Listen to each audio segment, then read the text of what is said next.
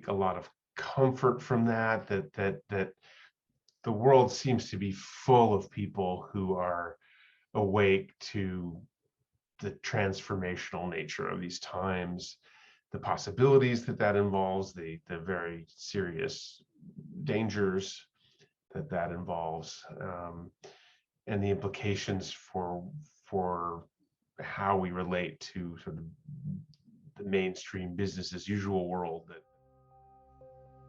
I'm Dean Walker, and welcome to the Poetry of Predicament podcast, a podcast for people brave enough to face humanity's challenges and problems, and most importantly, our numerous predicaments. The Poetry of Predicament is a podcast meant to inspire us to bring forth grace, beauty, and connection with the web of life in the face of a predicament-laden world. In these past 18 months of COVID lockdown and endless Zoom calls upon Zoom calls, I've been keeping track of which of those Zoom calls, which of those online events have actually been worth watching, worth being a part of. And I have found one of the people who's responsible for most of those events that got my attention. His name is Ben Roberts. Let's talk with him today on the Poetry of Predicament.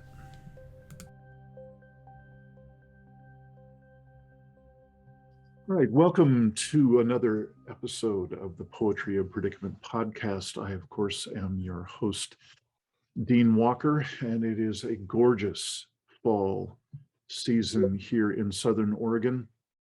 And it's been a while since I've done an interview, at least a couple of weeks. And so I'm very pleased to have someone that I barely know, but I'm very, very excited to explore the few ways that I have made contact with a person named Ben Roberts. And Ben and I have just in these past few minutes been exchanging information that we now know each other way more than we knew the nothing we knew about each other just a few minutes ago.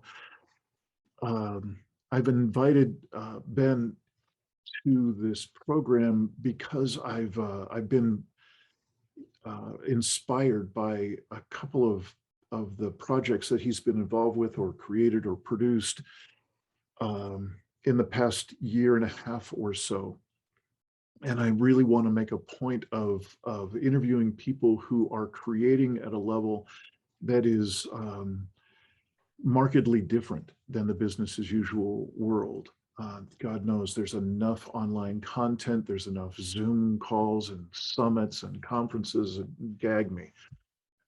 And so what really drew me to invite Ben to the program is there's a certain quality, a certain atmosphere in both of the programs that I'm aware of that he ran, that I've been a part of.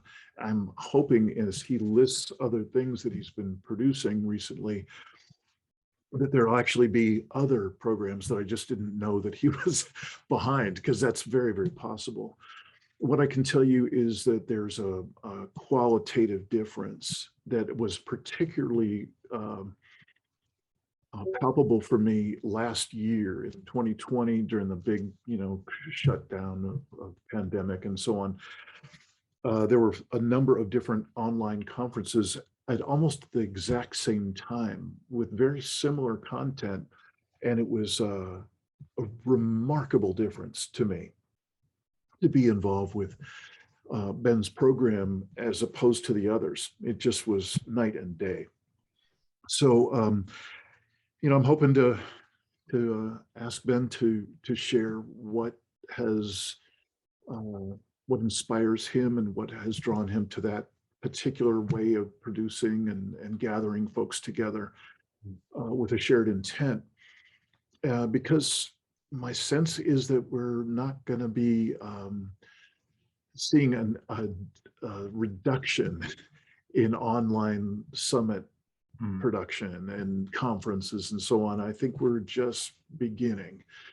And I would like to see us spread the word, if Ben's willing to share a little bit about what he does to bring together the quality of people he does, the the quality of materials and the context that he weaves around it with the teams that he's co-producing with, undoubtedly. I just think it's going to be of value. I'm guessing that there are quite a few content producers who watch the poetry of Predicament. So if that's you, then sit back and enjoy this conversation. And Ben, thank you for accepting my invitation to come and talk, even though we didn't know each other and it was really unclear what did this guy want to talk about. Um, I just appreciate your willingness, and again, my hats off to you to the level of quality that I've experienced so far, and really look forward to your sharing whatever you're willing to share about what got you to this place and what inspires you, and what you see perhaps into the near future about bringing forth information and wrapped in beauty, if you will, and well, what's coming. What do you see coming? What do you see as possible? And welcome. Thank you so much, Dean. What a beautiful invitation, and I'm flattered that you wanted to invite me into this. Yeah, the fact that you didn't know me, and that just in this short little bit of time we noticed some significant overlaps in our stories and our patterns is something I experience a lot, and I take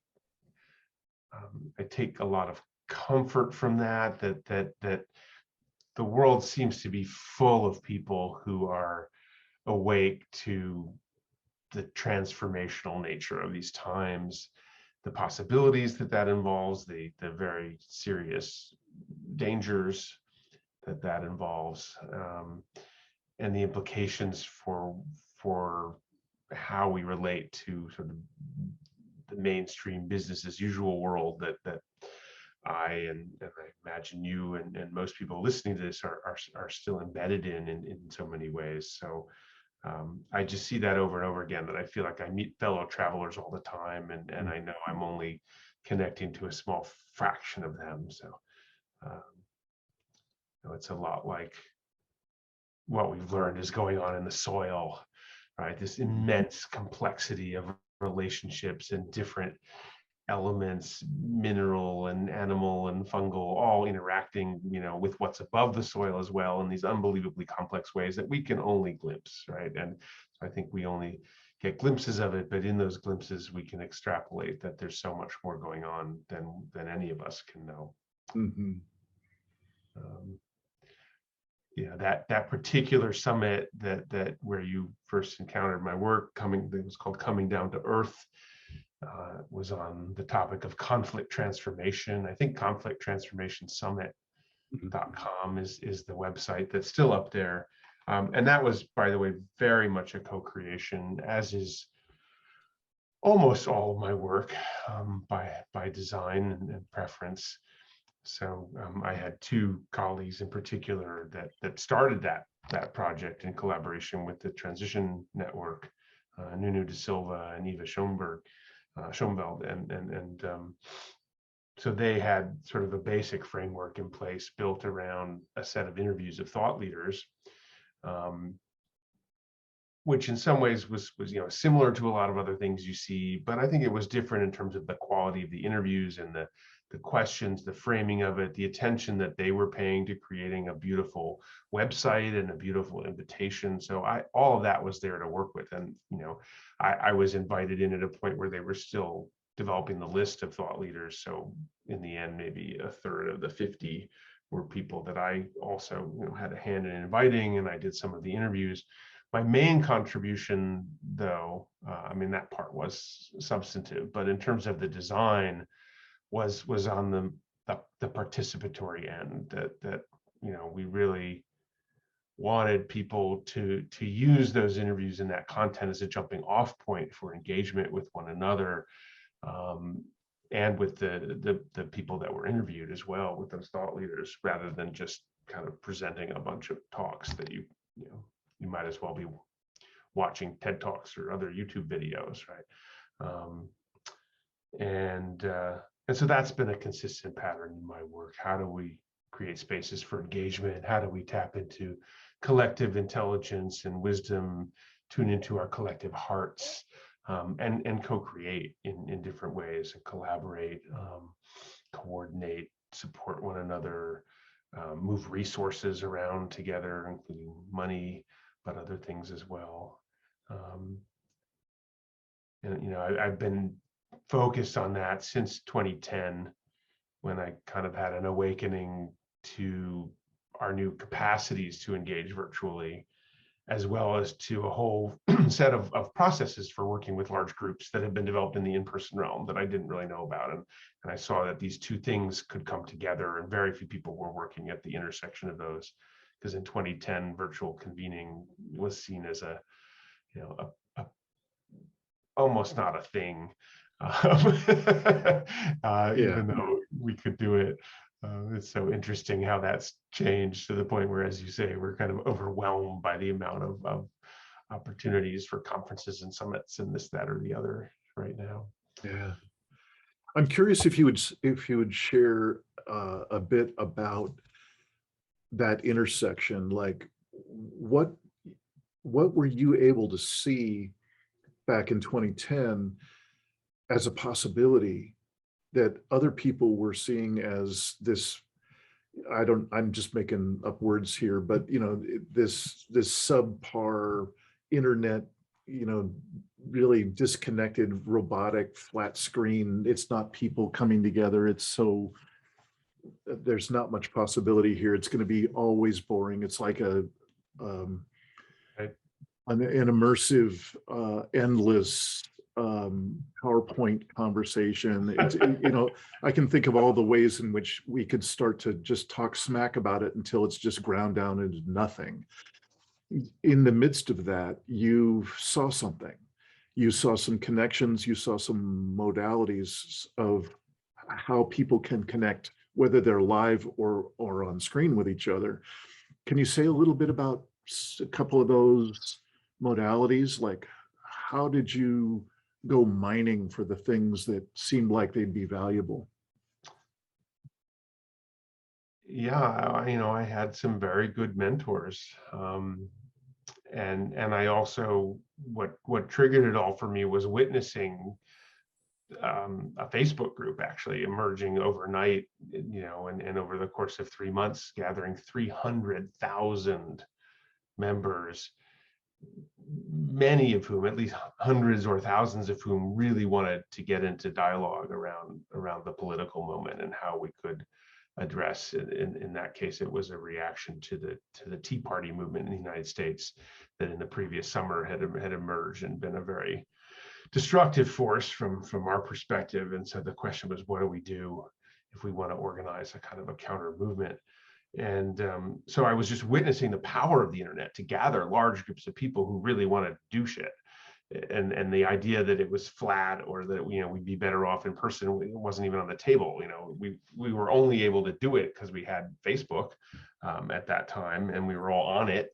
And then we were doing other things. We were getting on the phone together, and things like that. Not so much conference calling. It was all sort of self-organized, and a lot of it happening in online forums. But I saw that, and the people organizing that also wanted an in-person dimension. They wanted people to gather in coffee houses around the country. And I had actually been convening a group in a local coffee house every week for the past year, not with any agenda other than to just have a place for us to talk about what was going on in the world, and maybe for me to find some clients for the business I then had, which was as a financial advisor, focusing on socially responsible or ethical investing. I thought I might meet some clients that way. So this invitation sort of popped out of nowhere, and it's like, wow, they want to do kind of what I've already been doing, but I just kind of was winging it. So maybe I should learn more about group process. And if I'm going to have an event in my local coffee house that's part of this movement, what should that be? And I called my mom up.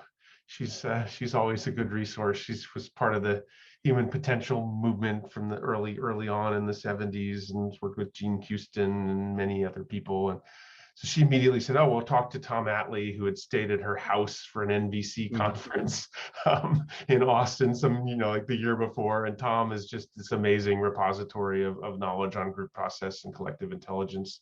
The Co-Intelligence Institute is his nonprofit. So Tom was, a great resource, and he connected me up with Amy Lenso of the World Cafe Community Foundation, who was at that point one of the, a handful of pioneers in bringing large group process into virtual space live, using at that time the Maestro conference platform, which had just been introduced in the end of 2009, with input from Amy and the World Cafe folks, who said, we want to be able to get hundreds of people on the phone to do World Cafe processes. So, through Tom and Amy, I was introduced to a whole range of different processes, World Cafe. The others that really grabbed me were open space technology and appreciative inquiry, and the Circle Way. Later, I discovered Peter Block's 6 conversations model, and there's hundreds of these. But there's, I realized there's this whole body of knowledge and expertise around really powerful group process. And there's this brand new domain for working with it live virtually, not just in the text-based realm. So I had Amy very soon as a business partner. Together, we launched a business called We Dialogue to do virtual convening, which is still going without me. Our collaboration lasted about a year, and then I really wanted to move into more activist spaces to address the need for systemic transformation that I saw so powerfully, and Amy wanted to be more of a general resource and I'd say a neutral convener. That was more of the World Cafe's model, even though underlying all that are values that are very much aligned. Anyway, that's one story about what happened, but that was enough to get me launched. And as soon as I developed even just minimal capacities as an online facilitator of large groups, that was a doorway into all kinds of different work and opportunities to do my own thing as well. So, since then, I don't know how many different projects and initiatives and alliances and campaigns and summits and conferences and calls I've been a part of, facilitated thousands of Zoom calls, literally, often in very small groups as well as large ones. And I've been interested, one of the things that also became very clear early on was, online, is not a substitute for in-person. It's a complement, and we don't need to see it as competing with the in-person realm at all. And that the integration of those two is a really interesting and challenging and exciting thing to explore. So as much as possible in my work, I've tried to bring those two elements together when it felt like it was a decent fit. And then the second thing, B, is that online isn't one thing. At the very least, it's two very different realms. The live conversation space where we're talking to each other, which is a lot more like being in person. It's very, very similar in so many ways. Yeah, we can't smell each other. We can't hug each other. We can't hear a whole room talking if we're all in breakout groups, but as opposed to separate tables in a big hall. But still, we're talking, right? And talking has some basic things to it that are common. And then this other domain that, loosely is called the asynchronous realm sometimes, because we don't have to show up at the same time live.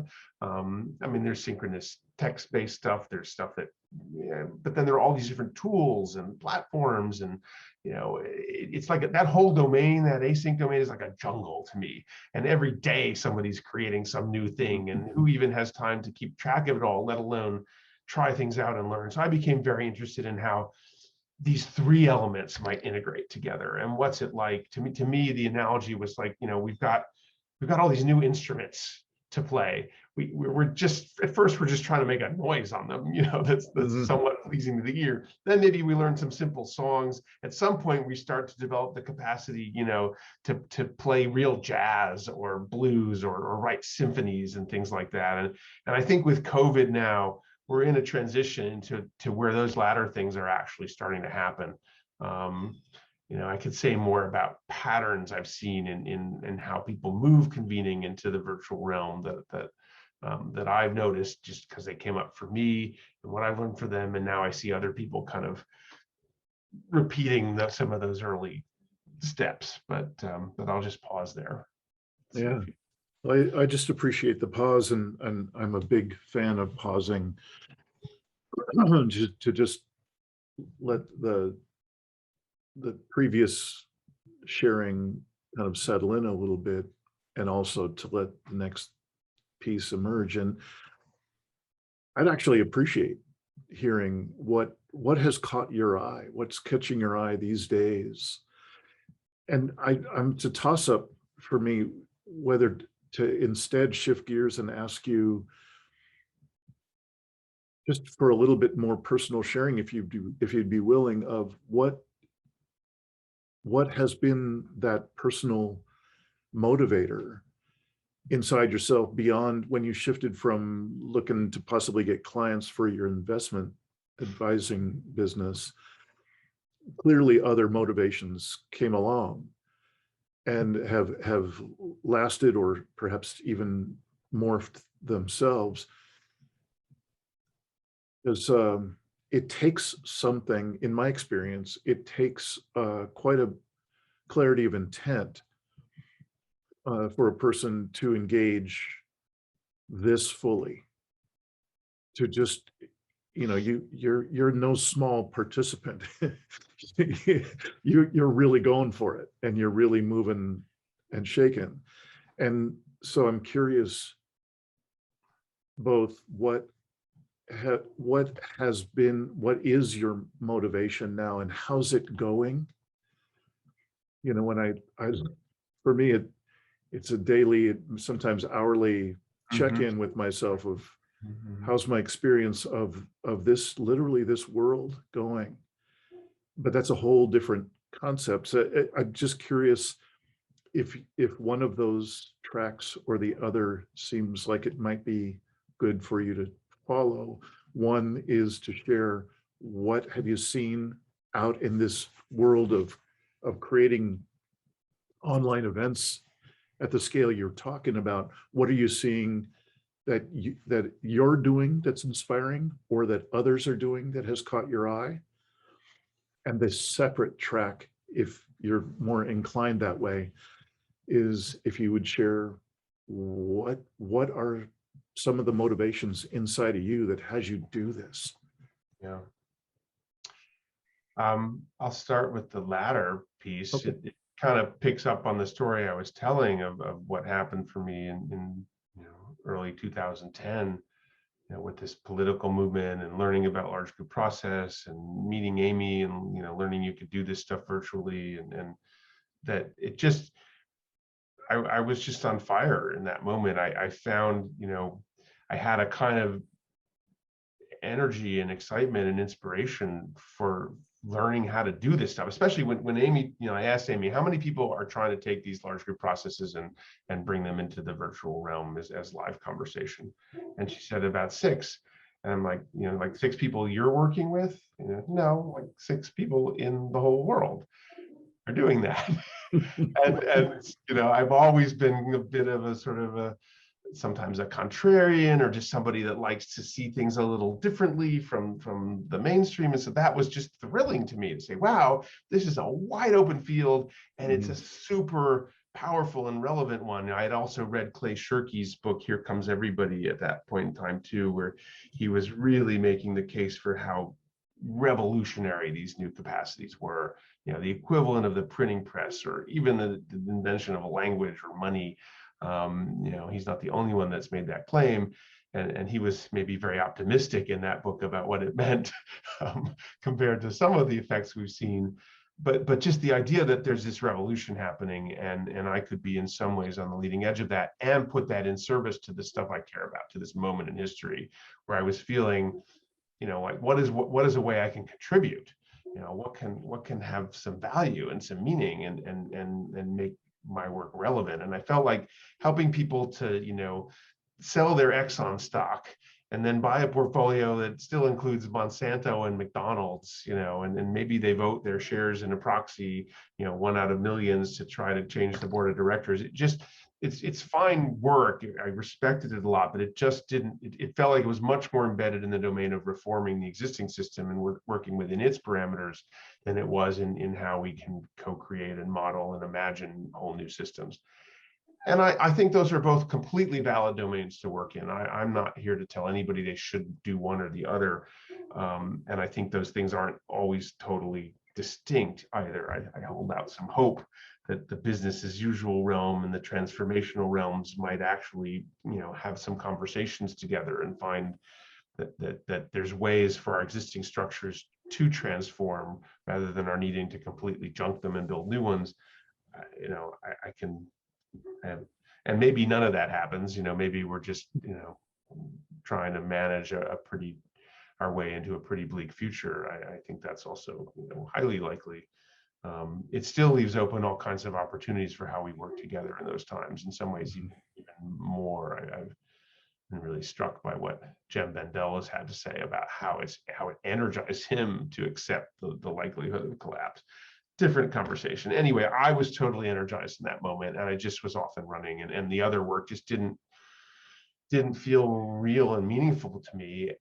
And I was privileged enough financially, both by having a wife with a solid career as a therapist and decent income and some family means and support, that I could essentially launch myself into my own kind of self-made PhD program in how to do this work,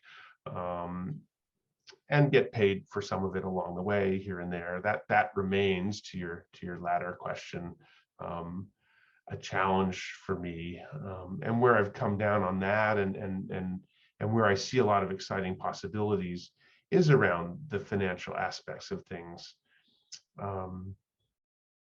In the World Cafe approach, there's 7 or 8 core principles to the World Cafe, and the one that's become, I think, most widely known is to ask powerful questions. And more I see different groups framing really powerful questions and opening conversation about them. The first principle, though, is to set the context for the gathering. And what I've come to notice, which is, why are we meeting? Who needs to be here? What are we going to do with whatever happens as a result of this engagement? And what I've come to what I'm sensing, what I've been sort of started noticing even a couple of years ago, is that we've gotten really good at asking powerful questions, but creating a powerful context in which to answer them or wrestle with them is far trickier. And one of the things that I think makes a difference is if there's money on the table, if there are resources, if there's space that will be held for whatever comes out of that engagement to be translated into some kind of action or turned into art and artifacts and beauty and just something that can be shared with the world as meaning making. So that's been a lot of my inquiry, and there's been one whole strand that's particularly been focused on money and how we can tap into the capacity of our networks to gather and move money, which also then directly ties into conversations around governance. What are new paradigms for how we make decisions together and share power? So the intersection of new paradigms for governance, large group convening, and moving money, particularly, it's mostly my work is focused on grant making, philanthropy and that domain. But I think it has parallels that move into more of the investment world or the slow money world, at least. Anyway, that stuff feels really alive to me, and I think we're on the verge now of being able to move really large amounts of money in ways that filter down, into the soil, the metaphorical equivalent of the soil. So we're not just, right. Able to work in at one scale, but across multiple scales, which I think is a crucial pattern in transformation. Ben, are there any programs with continuity and that still have a lingering presence on the web in some way that people could look for something like what you're describing? Programs, organizations? Yeah, there are. I mean, there's a lot. The two that I'm involved with that I could invite others to check out. One is the Now What Global Gathering, and our current website is nowwhat2021.com.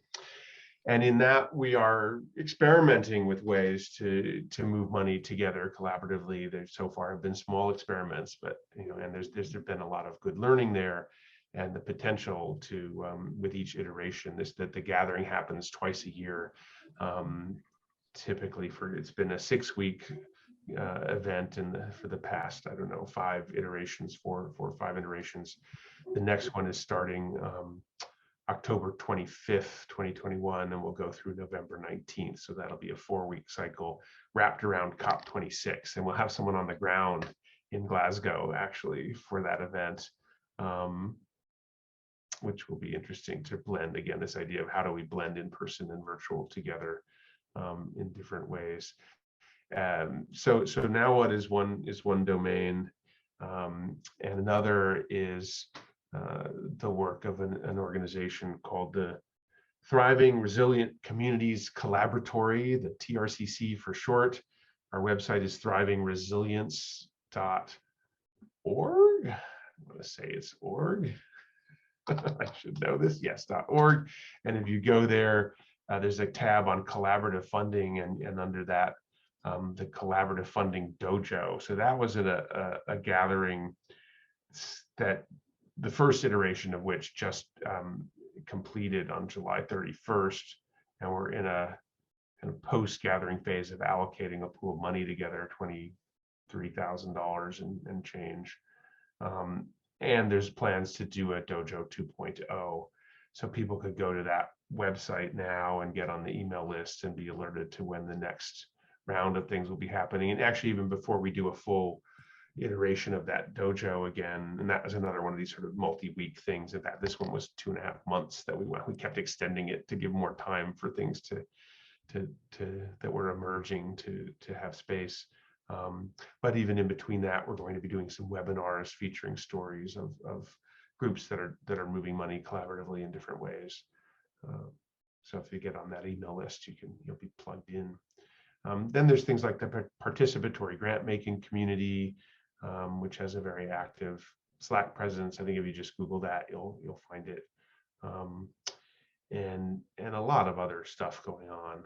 My gosh, I mean, it's one of the things I want to do. Another thing I've gotten really interested in is social systems mapping. So I'm interested in how much of this whole ecosystem of what we're calling collaborative funding can we map and start to understand more, a bit more what's going on under the soil or just above it. Yeah. Well, thank you. That's exactly the kind of links to follow. I'm very interested in each of the elements that you just laid out, particularly as they relate to new ways of interacting as a network, as a sympathetic network, and also to be engaged with things as volatile and as heavily laden with baggage as money. It just doesn't get any more toxically laden Right. with the bullshit of the business as usual world. So kind of built into that is something that you and I have both thrown around the word transformative. Anything short of being truly transformative is guaranteed to be sucked back into the swamp of business as usual ways of being around money, around power, around networking and what's possible, and how are people interacting in such an organization. So I'm curious if we could just spend a moment or two exploring the idea of what is something that is transformative. What is transformation? And I'm not at all, there won't be a quiz, but I'm just curious how you define it for yourself. What's your working definition of something that is transformative in these conversations? And some people would say that our current money system is so embedded in the business as usual framework that anything that's working with it can't be transformative. We need a whole new kind of money, or many kinds. And I think,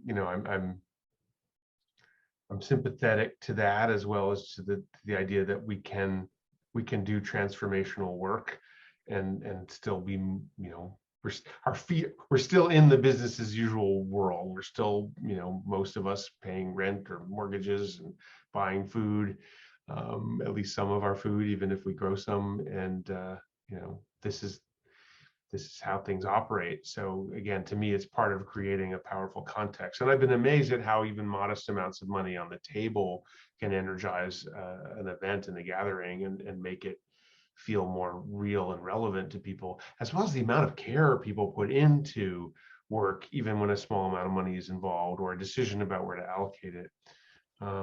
Anyway, that was a bit of an aside, but to your direct question around how do I define transformation? I don't have a single sort of sentence or two that I use. What I've noticed is that there are patterns.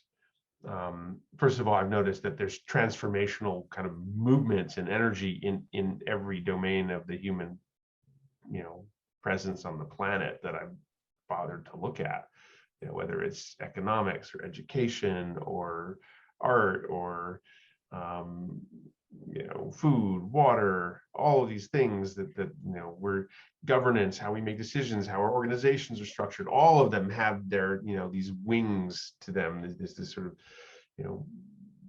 and people who are saying we've got to basically get rid of the old paradigm and try something different. That idea of a paradigm shift that comes out of, I think, science originally, the work of Thomas Kuhn.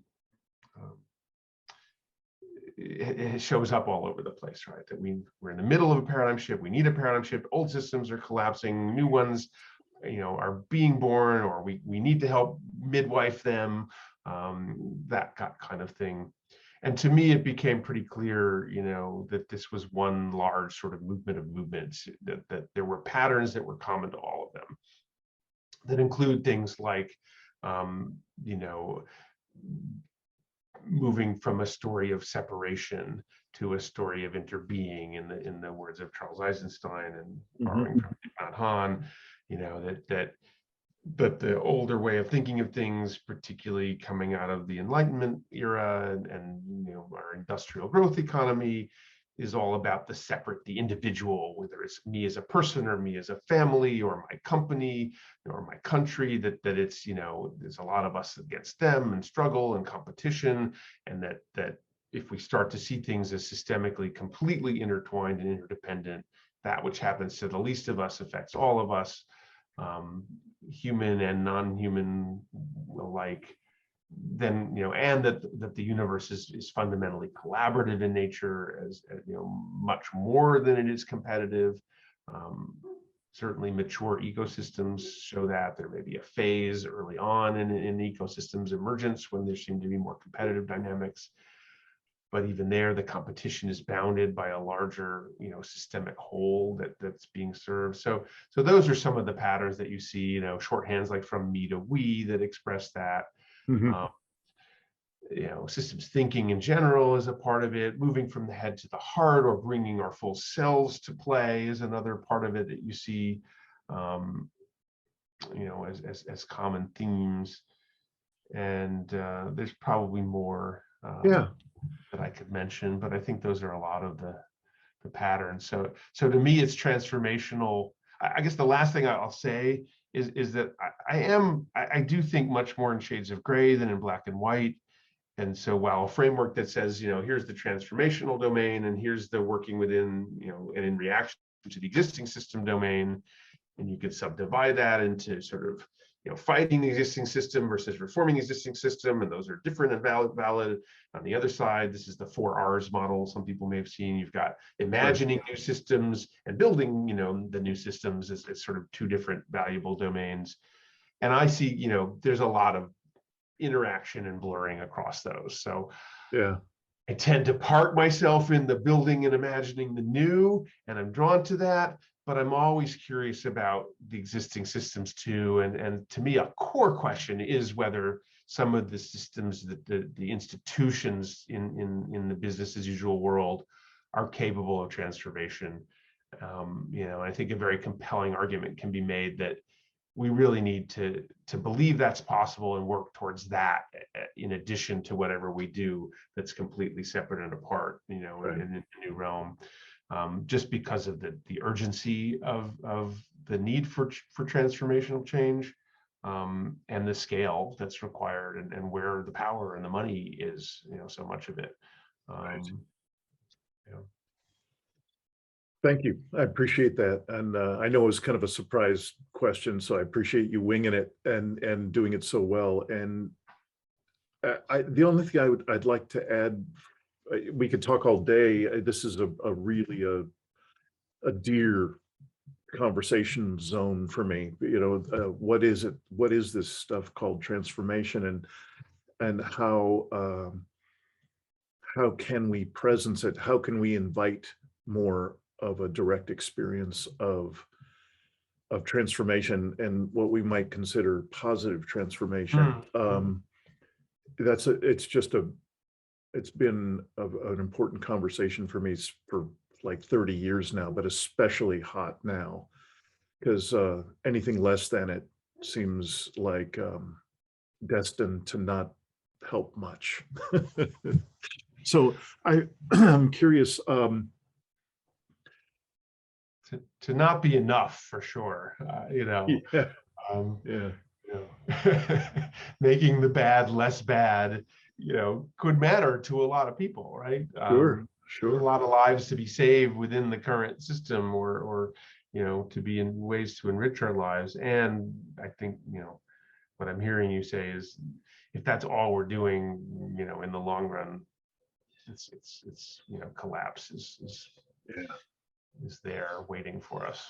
yeah. And It's a maybe part. not so long a run. Yeah, it's a part of kind of the advanced track of the work I've been offering. Is a person might come in at the very beginning level, the first aid level of resilience skills, of just like their neighborhood has been devastated by a hurricane that's gone through the whole community, and they're with people in sleeping with other families in the local high school gym, and just trying to figure out, oh my gosh, how are we going to piece our lives back together? That's obviously a whole different skill set in terms of resilience skills, that of course it has to be just take care of the basics, and it's, you got to do what you got to do. Yeah, But yes, and how you do that can be, by bringing in a transformational approach versus the business as usual approaches. So that same divide shows up in disaster response as in some ways even more starkly. I would say, and there's a lot, we could have a whole conversation about that. And some of the groups that I've supported and collaborated with are really deeply focused on disaster as a springboard, actually, for transformation. Well, maybe it's implying a second interview, if you wouldn't mind. I've these you are get Bob Stilger and the folks at Shareable, to come join me, or great. That, I think it's a very valuable track. And how I got my feet wet, so to speak, in that conversation was through a guy that I think who was really kind of pioneering. I want to say 8-10 years ago, Bob Doppelt, and his work in transformational resilience, talking about just that, like how can we turn our experience from one of, can we endure, can we survive this thing that's just hit our community, and is there a way to not just survive or endure, but what if there's a way to shift to learning and growing, and possibly even thriving in the midst of whatever that thing is, that event, that hardship. And that is truly transformational resilience. And I think he set the bar pretty high with that, his original book. And gosh, maybe we put together a panel of folks. It sounds like we've got a number of resources that are really Sure. doing good work. Rebecca Solnit, wrote this Yeah. wonderful book, A Paradise Built in Hell, and one of the interesting things she names there, is that people just naturally kind of discover these capacities to self-organize and deal with the crises in the wake of disasters. And she reports on 6 or 7 historical examples of that.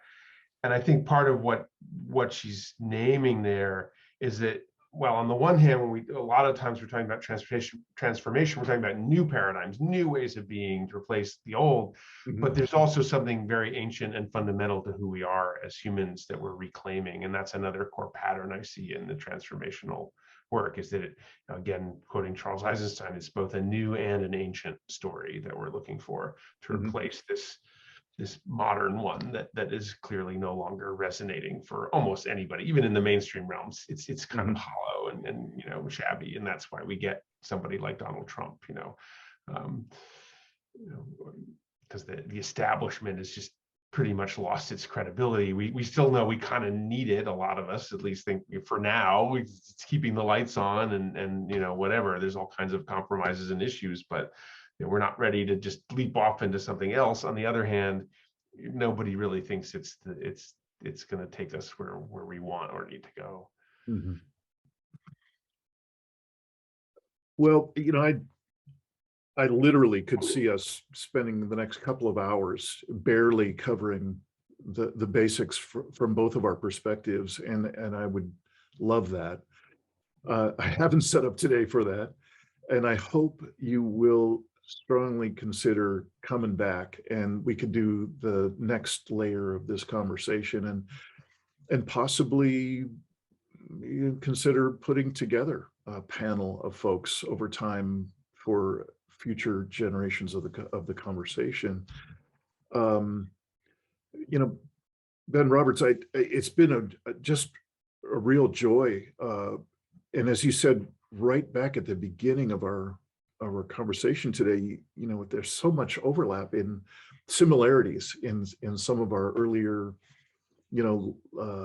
chapters of our uh, becoming engaged with these elements that we've been talking about today. And I just had a feeling that there would be this kind of overlap and kind of mutual resonance in so many different ways. And that has shown up in stellar form. I'm so glad that you came to share about what you've been up to, what has sparked you along the way to do things the way you did them, put things together the way you did. Um, I'm already starting a list for when we might talk again. It seems like uh, this is still a growing edge. It's not the 6 people on the planet that are doing it anymore, but it's not a whole lot more than that. And I just find that you've really put together such a valuable kind of toolbox and out of your interests and your focus. And particularly, I could think about the number of different people that you've mentioned that you've worked with.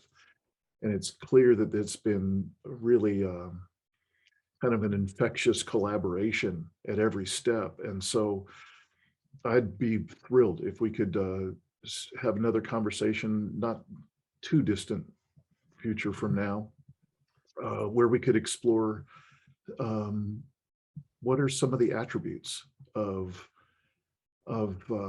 online and other kinds of collaborative and kind of summit or conference like gatherings. What's possible given the immense need for coming together in an otherwise deeply polarized world. Um, so I just thank you for having this much of the conversation, this beginning layer, and I look forward to whenever that next time might be. Well, thank you so much for having me, Dean. It's been a been a pleasure. The time has flown by. Yeah. Happy to Yeah. come back for more, part of a panel or one-on-one.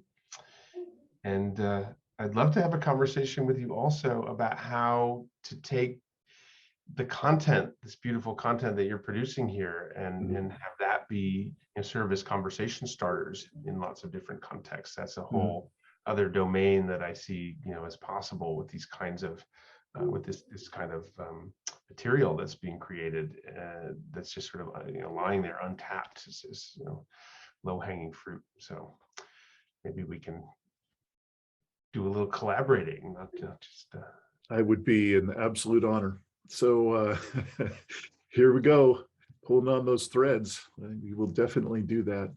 And I guess just more on a personal level, because this is the realm of my implicit senses is really where I'm motivated from, and this is where I reach out when I find a resonance with somebody, and clearly where I was resonating when I reached out to you, and I just want to thank you for the difference. You made a difference in you and your team in particularly in the summit last year. It was really an extraordinary event. You were very, very successful for me in not only bringing forth thought leaders that were extraordinary, but also where I felt invited, and it was easy for me to just fall into connection with people who were other participants. So everything you said you wanted to do, I was very much experiencing that throughout that whole summit. So good job. Ben Roberts, good to see you. Yeah, good to have you here. Again, thanks. Thanks for watching another episode of the Poetry of Predicament podcast, produced by Dean Walker and the Living Resilience Alliance, www.livingresilience.net. Music today from Michael Hedges, as always, and also Port Blue Into the Sea. Also available on our website, www.livingresilience.net, is a wide array of articles, online learning series, arranging group and individual resilience coaching, and sign up for our every other Tuesday free support group that we call Safe Circle Calls.